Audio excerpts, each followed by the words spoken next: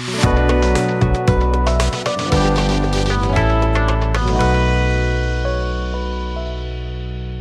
everyone, welcome back to English Learning Key.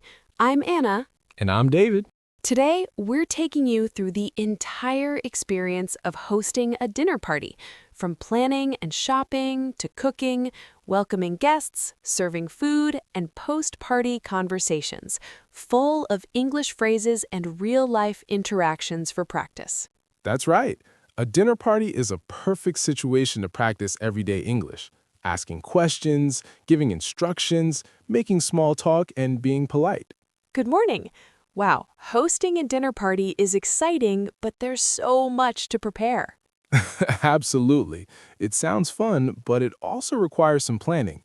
First things first, we need a list.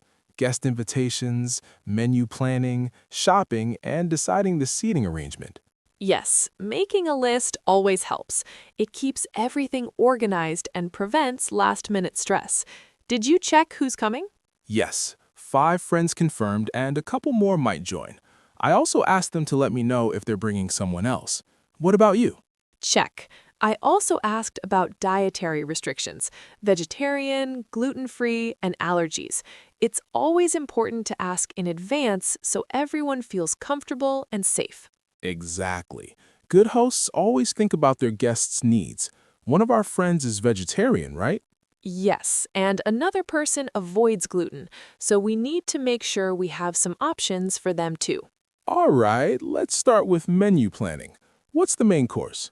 I thought of roasted chicken with herbs and garlic, served with mashed potatoes and roasted vegetables.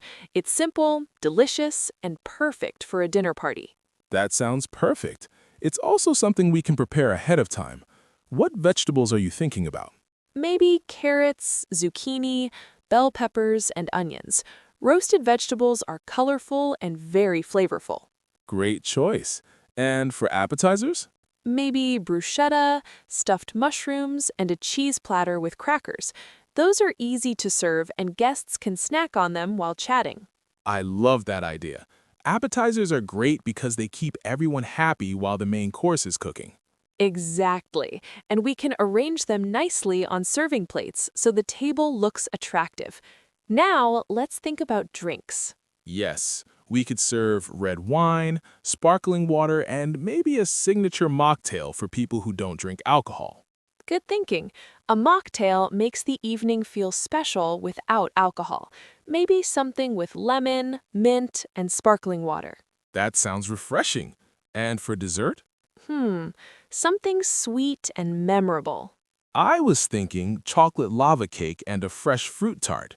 That way, guests can choose between something rich and something light. Perfect balance. Some people love chocolate desserts, while others prefer fruit. Now for the shopping list. We should write everything down so we don't forget anything at the store.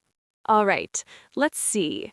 Garlic, fresh herbs, chicken, potatoes, mushrooms, tomatoes, bread, cheese, fruits, chocolate, flour, sugar, milk, butter, and sparkling water. Also, olive oil, salt, pepper, and maybe some fresh basil for garnish. Good idea. Don't forget napkins, candles, and maybe some fresh flowers for decoration. Yes, a nicely decorated table really creates a welcoming atmosphere. All right, shopping time. Let's head to the supermarket. When shopping, it's a great chance to practice polite English. For example, "Excuse me, could you tell me where the fresh herbs are?" Or you might ask, do you have gluten-free bread? That's clear and polite. Here's another useful phrase. "Could you help me find the cheese section?" And when buying produce, hi, could you weigh these potatoes for me, please? You can also ask about quality. Are these tomatoes ripe? Or which avocados are ready to eat? Supermarket staff are usually happy to help if you ask politely. All right, we've got everything we need. Time to head back home and start preparing. First, let's begin with the appetizers. Could you chop the tomatoes while I prepare the bread for the bruschetta? Sure. Should I dice them into small pieces? Yes, small pieces would be perfect. And please make sure that slices of bread aren't too thick. Got it. Cooking is full of useful verbs: chop, slice, roast, boil, sauté, mix, whisk, and garnish. Exactly. These verbs are very common in English cooking conversations. While we're preparing the food, let's also check if we have enough ingredients. Good idea. I hope everyone enjoys the bruschetta. Do you think we need more cheese on the platter? Yes, a little extra cheese always makes it better. People love cheese at parties. Now, let's move on to the main course. All right, let's marinate the chicken with olive oil, garlic, rosemary, thyme, salt, and pepper. That will give it lots of flavor.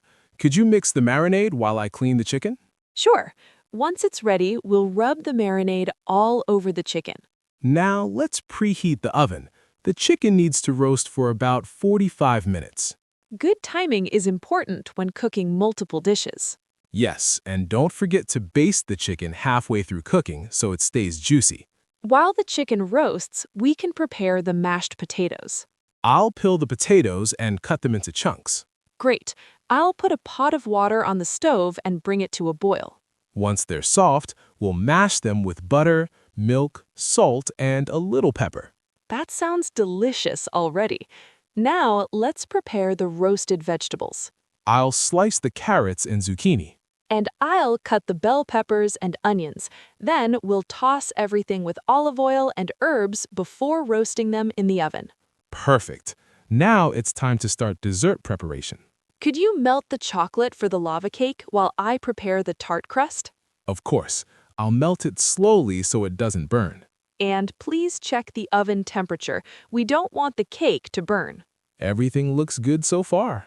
Now, let's set the table before the guests arrive. Could you place the plates and cutlery? Sure, I'll also set the glasses and fold the napkins nicely. Let's light the candles and arrange the flowers in the center of the table. That looks beautiful already. Make sure there's enough space between each seat so everyone feels comfortable. Good idea. Comfort is important during dinner. All right, I think we're ready. Wait, do we have music ready? Yes, soft background music will make the atmosphere even more pleasant. Perfect. Oh, I think the guests are arriving. Time to welcome them. Hi, everyone. Welcome. We're so glad you could come. Come in, come in. Make yourselves comfortable. Could I take your jacket? Anna, this is Sarah and James. Sarah, meet Anna. James, meet Anna as well. Nice to meet you both. Thanks for coming tonight. Would anyone like a drink? We have wine, sparkling water, and a refreshing mocktail. How was your day, everyone? Pretty busy for me, but I'm happy the evening is finally here. How about you? Mine was good too. I finished work early so we could prepare everything. I love your scarf. Where did you get it? Thank you. That's very kind of you. Please help yourselves to some appetizers. We have bruschetta and stuffed mushrooms. There's also a cheese platter over here. Do you need more bread or cheese? Just let me know. By the way, this mushroom dish is vegetarian and this bread is gluten-free. The main course will be ready soon. All right, everyone, dinner is served. Would you like some roasted vegetables with your chicken? Let me help you plate some mashed potatoes. Can I get you some wine or sparkling water? A little wine, please. Thank you. I hope you're enjoying the meal. This chicken is amazing. Did you make it yourself? Yes, we did. I'm so glad you like it. Cooking for friends is always more enjoyable than cooking alone. Exactly. Food tastes better when shared. Now that everyone is finishing the main course, it's time for dessert. Who wants chocolate lava cake? We also have a fresh fruit tart. Which would you like? And don't worry, there are no nuts in the lava cake, so everyone can enjoy it safely. So, what's everyone planning for the weekend? I might go hiking if the weather is nice. How about you? That sounds fun. Which trail are you thinking of? After dessert, we could play a board game or listen to some music. Would you like to play Scrabble or a card game? Scrabble sounds great. Oh no, someone dropped their glass. Let's clean it carefully. Don't worry, accidents happen. I'll get a towel. Everyone please stay back for a moment so we can pick up the broken pieces safely. All right, everything is clean now. No problem at all. I had so much fun tonight. How about you all? Yes, the food, company, and games were perfect. What was your favorite dish tonight? The chocolate lava cake was amazing. I'm glad you liked it. Well, everyone, thank you all for coming. We had a wonderful evening. We hope you get home safely and enjoyed yourselves tonight. Can I help you with your coat or bags? It was so nice to see everyone. Let's do this again soon. Now that the guests have left, it's time for a little cleanup. Let's wash the dishes and put the leftovers in containers. Could you help me stack the glasses? Sure, and I'll handle the plates. Great teamwork. The kitchen is already looking better. Hosting a dinner party involves planning, cooking, serving, small talk, problem solving, and making sure everyone feels welcome.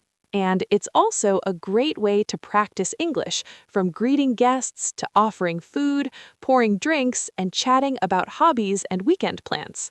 Exactly. Real-life situations like this help you build confidence in speaking English. Wow, from morning planning to shopping, cooking, welcoming guests, serving meals, entertainment, and cleanup, a dinner party really is a full day of English practice. Practicing these situations, even imagining them, can help you become more comfortable using English in everyday life.